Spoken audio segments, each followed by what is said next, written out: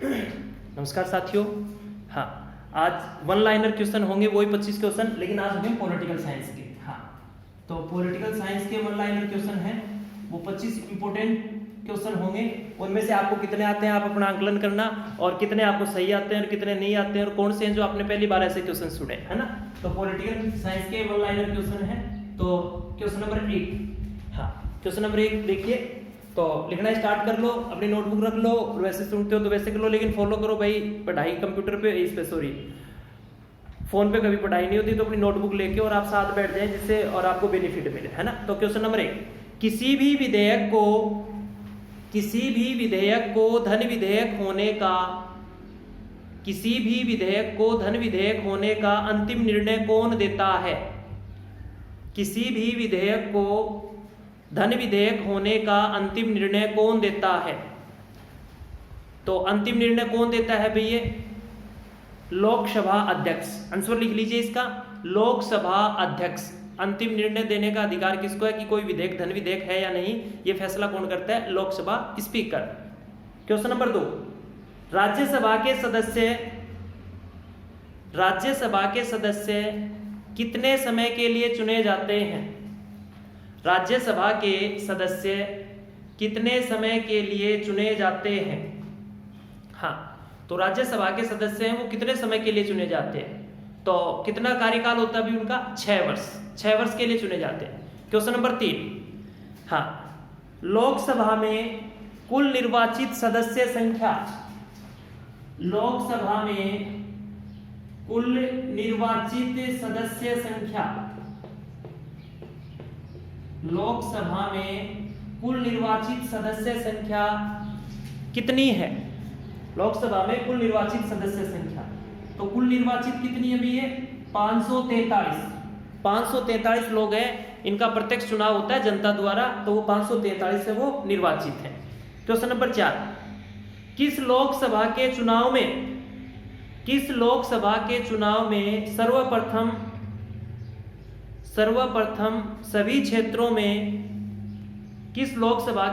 में सर्वप्रथम सभी चुनाव क्षेत्रों में इलेक्ट्रॉनिक वोटिंग मशीन द्वारा मतदान किया गया। किस लोकसभा के चुनाव में सर्वप्रथम सभी चुनाव क्षेत्रों में इलेक्ट्रॉनिक वोटिंग मशीन ईवीएम का प्रयोग किया गया? कौन सी लोकसभा थी ऐसी वो? तो वो लोकसभा कौन सी थी भाई जिसमें ईवीएम का प्रयोग किया गया था? तो ईवीएम का प्रयोग किया गया था वो 14वीं लोकसभा में किया गया था, है ना। 14 क्रम की लोकसभा हुआ करती थी, उसमें ईवीएम का प्रयोग किया गया था। क्वेश्चन नंबर 5, पंचायती राज प्रणाली किस पर आधारित है?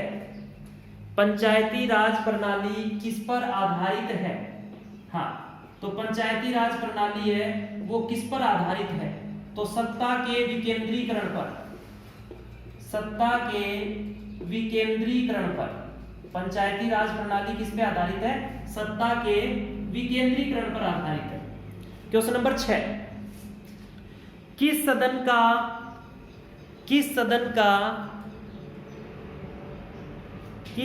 का सभापति उस सदन का सदस्य नहीं होता है? किस सदन का सभापति उस सदन का सदस्य नहीं होता है? ऐसा कौन सा सदन है जिसका सभापति है वो उसका सदस्य नहीं होता है? तो ऐसा सदन कौन सा भी जिसका अध्यक्ष उसे का सदस्य नहीं होता? तो राज्यसभा। तो राज्यसभा का जो अध्यक्ष है वो उपराष्ट्रपति होता है, भी राज्यसभा का सभापति उपराष्ट्रपति होता है, जो सदस्यों में से नहीं होता है। ठीक है। क्वेश्चन नंबर 7, राज्यसभा के द्विवार्षिक चुनावों की अधिघोषणा कौन जारी करता है? राज्यसभा के द्विवार्षिक चुनाव की अधिघोषणा कौन जारी करता है? हाँ, तो राज्यसभा है, इसके द्विवार्षिक चुनाव की घोषणा है वो कौन करता है भाई? निर्वाचन आयोग। द्विवार्षिक घोषणाएं कौन करता है? निर्वाचन आयोग करता है। अगला क्वेश्चन, भारत में 73वां पंचायत राज अधिनियम कब लागू हुआ? भारत में 73वां पंचायत राज अधिनियम कब लागू हुआ? क्वेश्चन नंबर 8, भारत में 73वां पंचायत राज अधिनियम कब लागू हुआ? तो 73वां संविधान संशोधन जो हुआ था वो पूरे भारत में कब लागू कर दिया गया? डेट पूछिए, तो डेट लिखिए, आंसर लिखिए इसका 24 अप्रैल 1993। 24 अप्रैल 1993 को पंचायती राज अधिनियम 73वां संविधान संशोधन लागू कर दिया गया था पूरे भारत में। क्वेश्चन नंबर 9, किसकी अनुमति के बिना राज्य की विधानसभा में कोई धन विधेयक पेश नहीं किया जा सकता? किसकी अनुमति के बिना राज्य की विधानसभा में कोई धन विधेयक पेश नहीं किया जा सकता? किसकी अनुमति के बिना राज्य की विधानसभा में कोई विधेयक पेश नहीं किया जा सकता? धन विधेयक पेश नहीं किया जा सकता, तो किसकी अनुमति चाहिए उससे पहले? तो आंसर लिखिए राज्यपाल, उसकी अनुमति किसकी चाहिए? राज्यपाल की अनुमति चाहिए। क्वेश्चन नंबर 10, हाँ भारत में नए राज्य की स्थापना किसकी अनुमति से की जा सकती है? भारत में नए राज्य की स्थापना किसकी अनुमति से की जा सकती है? नया राज्य बनाना हो तो किसकी अनुमति आवश्यक है?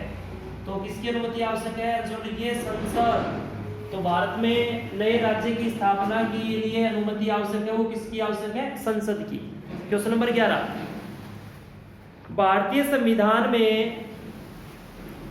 भारतीय संविधान में लोक कल्याणकारी राज्य की अवधारणा किसमें निहित है? सॉरी भाई, भारतीय संविधान में लोक कल्याणकारी राज्य की अवधारणा किसमें निहित है? लोक कल्याणकारी राज्य है, उसकी अवधारणा किसमें निहित है? तो ये नीति निर्देशक तत्वों में, नीति निर्देशक सिद्धांत बोल सकते हो आप। और ये कहाँ के संविधान से लिए गए भी? हाँ, ये नीति निर्देशक सिद्धांत लिए गए आयरलैंड के संविधान से। क्वेश्चन नंबर 12, तदर्थ न्यायाधीश कहाँ नियुक्त किए जाते हैं? बहुत बार क्वेश्चन पूछा जाता है, रिट के पेपर में भी आया था लास्ट में। ये तदर्थ न्यायाधीश कहाँ नियुक्त किए जाते हैं? तो तदर्थ न्यायाधीश कहाँ नियुक्त किए जाते हैं भी? सुप्रीम कोर्ट में, सर्वोच्च न्यायालय में तदर्थ न्यायाधीश है वो नियुक्त किए जाते हैं। क्वेश्चन नंबर 13, संघीय मंत्री परिषद सामूहिक रूप से किसके प्रति उत्तरदायी होती है? संघीय मंत्री परिषद सामूहिक रूप से किसके प्रति उत्तरदायी होती है? तो आंसर लिखिए इसका लोकसभा के। सामूहिक रूप से किसके प्रति उत्तरदायी होती है? लोकसभा के प्रति उत्तरदायी होती है। क्वेश्चन नंबर 14, राष्ट्रपति पर महाभियोग किस अनुच्छेद के तहत लगाया जाता है? राष्ट्रपति पर महाभियोग किस अनुच्छेद के तहत लगाया जाता है? तो राष्ट्रपति पर महाभियोग किस अनुच्छेद के तहत लगता है? अनुच्छेद 61 के तहत लगाया जाता है ना? अनुच्छेद 61 के तहत राष्ट्रपति पर महाभियोग लगता है। क्वेश्चन नंबर 15, ब्रिटिश संसद द्वारा इंडियन इंडिपेंडेंस एक्ट कब पारित किया गया था? ब्रिटिश संसद द्वारा इंडियन इंडिपेंडेंस एक्ट कब पारित किया गया था? ब्रिटिश संसद द्वारा इंडियन इंडिपेंडेंस एक्ट कब पारित किया गया था? तो ये कब पारित किया गया था भी? जुलाई, आंसर लिखो 1947। ब्रिटिश संसद द्वारा इंडियन इंडिपेंडेंस एक्ट पारित किया गया था जुलाई 1947 में। अगला क्वेश्चन नंबर 16, ब्रिटेन का प्रथम प्रधानमंत्री कौन था? ब्रिटेन का प्रथम प्रधानमंत्री कौन था? ब्रिटेन का प्रथम प्रधानमंत्री कौन था? तो ये कौन था भी? Robert Walpole. ब्रिटेन का प्रथम प्रधानमंत्री कौन था? Robert Walpole. Question number 17, UNO में वर्तमान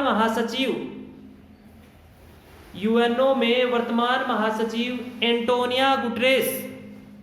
यूएनओ में वर्तमान महासचिव एंटोनियो गुटेरेस किस देश से हैं?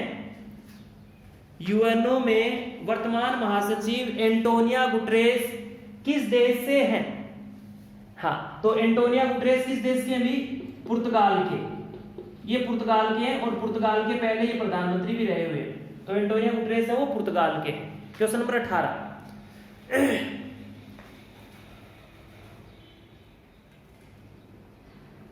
भारतीय संविधान की प्रस्तावना किन शब्दों से शुरू होती है? भारतीय संविधान की प्रस्तावना किन शब्दों से शुरू होती है?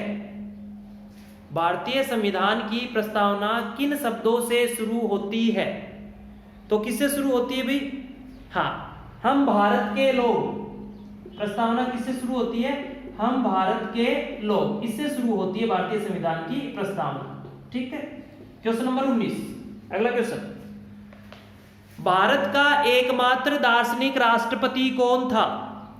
भारत का एकमात्र दार्शनिक राष्ट्रपति कौन था?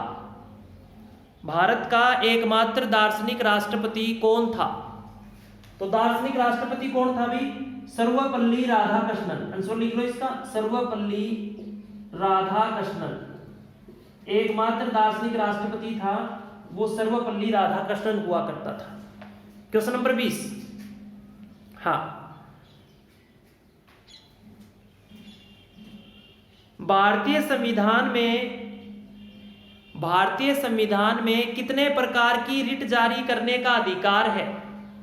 भारतीय संविधान में कितने प्रकार की रिट जारी करने का अधिकार है? भारतीय संविधान में कितने प्रकार की रिट जारी करने का अधिकार है? तो कितने प्रकार की रिट जारी कर सकते हैं भी? 5 प्रकार की। और ये रिट कौन सी होती है? परमादेश, अधिकार परीक्षा, है ना, ये होती है। तो 5 प्रकार की रिट जारी करने का अधिकार है। क्वेश्चन नंबर 21, हाँ, क्वेश्चन नंबर 21 देखिए, भारत में सबसे पहले राष्ट्रपति शासन कहाँ लगाया गया? भारत में सबसे पहले राष्ट्रपति शासन कहाँ लगाया गया? तो भारत में सबसे पहले राष्ट्रपति शासन कहाँ लगा था भाई? ये पंजाब में। और पंजाब में कब लगा था राष्ट्रपति शासन? 1951 में, है ना। 1951 में पंजाब में राष्ट्रपति शासन पहली बार लगाया गया। और राष्ट्रपति शासन अनुच्छेद 356 के तहत राष्ट्रपति इसका प्रयोग करता है।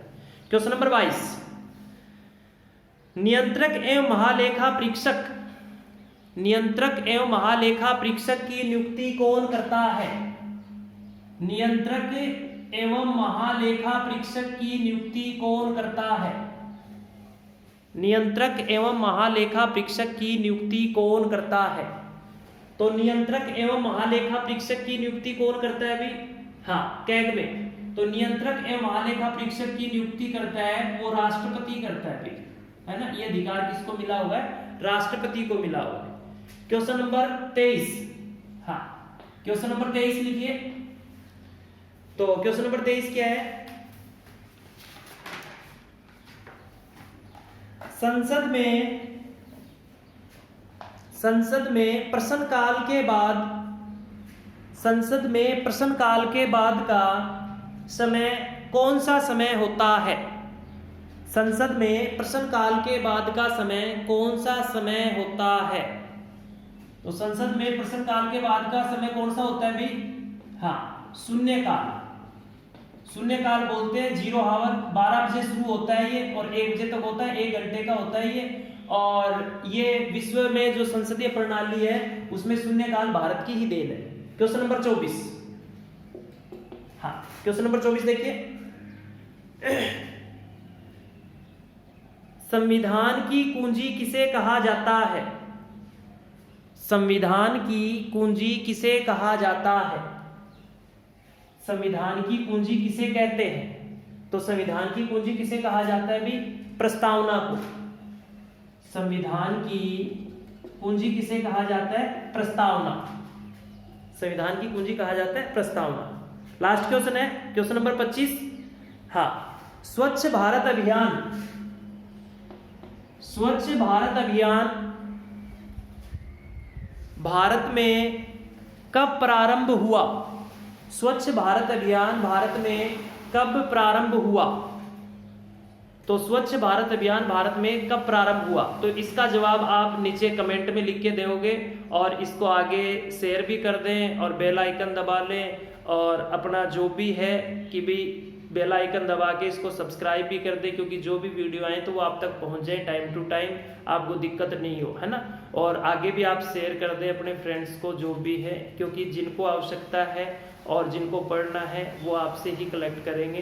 तो आप इनको आगे भी शेयर कर दें और अपना आकलन जरूर कर लें कि अपने को कितने क्वेश्चन आते हैं। और ये वो क्वेश्चन लिखवा रहा हूँ जो मैंने सारे पेपरों से कलेक्ट किए और एक नोटबुक में रखे हैं मैंने ये सारे, और वही क्वेश्चन दूंगा जो पिछले 10-12 सालों से बार बार पेपरों में आ रहे हैं। तो आप इसका ध्यान रखेंगे और बार बार फॉलो करोगे इसको, क्योंकि पेपर का एक ही मेथड होता है। बड़े पेपरों में जितने क्वेश्चन आए हैं वो हूबहू नीचे के पेपरों में और उसको क्या कर दिया जाता है, डाल दिया जाता है, और वो अपने पेपरों में ही दिक्कत करते हैं। तो अपन वो सभी प्रकार के, चाहे वो first grade, second grade, RS में जितने भी आए हुए क्वेश्चन है वो अपन सारे कलेक्ट करेंगे और इसको अलग ही एक नोटबुक में लिखो भाई। जो सब्जेक्ट है पॉलिटिकल साइंस का चलता है तो वो लिख लो, राजस्थान जीके चलता है तो वो लिख लो, पूरी बुक बन जाएगी आपको। और इसको आप रट्टाफिकेशन पढ़ते हो तो रट्टाफिकेशन, लेकिन पेपर जरूर फाइट हो जाएगा भी, है ना।